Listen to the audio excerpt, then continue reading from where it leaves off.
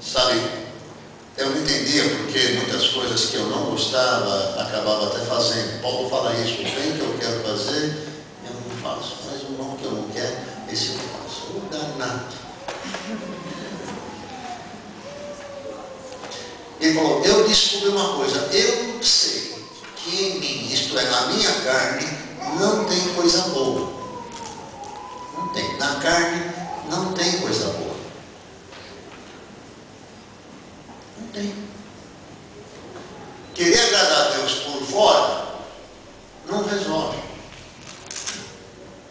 Fé demais.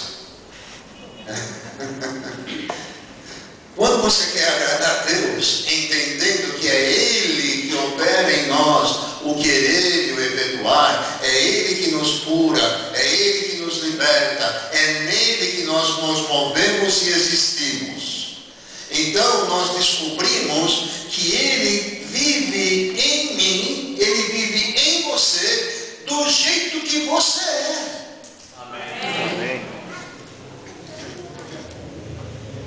Mas você vai falar, pastor, mas como é que Deus consegue viver em mim com tanto defeito que eu tenho, nem eu gosto de mim? O problema é só seu, é que você não acertou ainda a tua vida com o seu espelho.